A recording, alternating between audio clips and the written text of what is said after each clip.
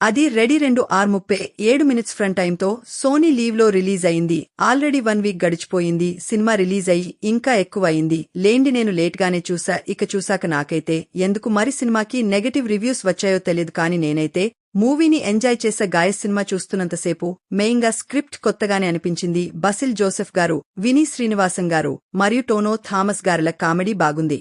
Last 45 minutes అయితే ఇంకా బాగుంది. నాకైతే సరదాగా ఫ్రెండ్స్తో కూర్చుని నవ్వుకోవచ్చు.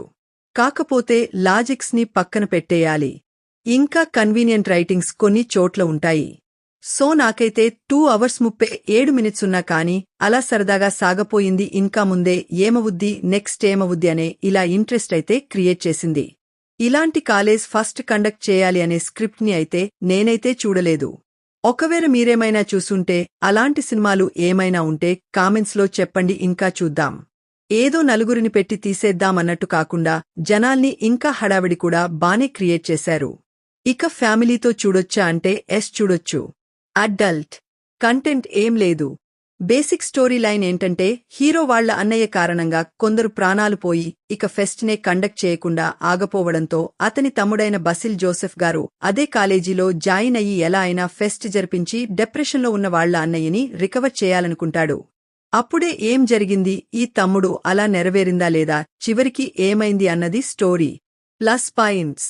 మెయిన్ లీడ్గా హీరోగా బసిల్ జోసెఫ్ గారు సరికొత్తగా అదరగొట్టారు కాలేజ్ స్టూడెంట్ రోల్లో. ఈయనే నవ్వించారు చాలా చోట్ల అన్నది కూడా ఏదో కుల్లి జోక్స్లా కాకుండా నిజంగానే జెన్యూన్ ఆఫ్ క్రియేట్ చేసిందని చెప్పాలి సిచ్యువేషన్స్. ఇక టోబినో థామస్ గారు పార్షియల్ విలంగా మరియు పార్షియల్ హీరోగా అదరగొట్టారు. నిజంగా మలయాళం ఇండస్ట్రీలో ఒకరికొకరు భలే సపోర్ట్ ఇచ్చుకుంటారు. మల్టీ స్టారర్గా యాక్ట్ చేస్తారు. మెనల్ మురళీ కాంబో కూడా వీరిద్దరిదే. ఇక వినీ శ్రీనివాసం గారు మంచి సపోర్టింగ్ రోల్లో ఎంటర్టైన్ చేశారు. ఇంకా మ్యూజిక్ చాలా చోట్ల కొత్తగా అనిపించింది, సరదాగా సాగేలా. ఎస్పెషల్లీ క్లైమాక్స్లోని అమ్మ అప్పు తప్పే సాంగ్ అమ్మ పాట చాలా బాగుంది. ఇక హీరోయిన్ డెవలప్ పర్ఫార్మెన్స్ బాగుంది. ఇక సరికొత్త script, comedy, second half last 45 minutes production values, emotions ఇవి బాగా వర్కౌట్ అయ్యాయి. మైనస్ పాయింట్స్ లాజిక్స్ ఉండవు. నాకైతే కామెడీ జెన్యూన్గా ఉంటే లాజిక్స్ పట్టించుకోను, కానీ మీలో చాలా మందికి లాజిక్స్ లేకపోతే కనెక్ట్ కాకపోవచ్చు. ఇక సింపుల్గా కిడ్నాప్ అయిపోవడం, లాస్ట్ 45 మినిట్స్ అనుకూలంగా మారిపోవడం, సడన్ గా ఫస్ట్ ఇయర్ నుండి ఫైనల్ ఇయర్ కి ఫిలిం జంప్ అవ్వడం, సెకండ్ హాఫ్ ఇనిషియల్ గా కొంచెం స్లో అవ్వడం, ఇవి మైనస్ పాయింట్స్ గా చెప్పుకోవాలి.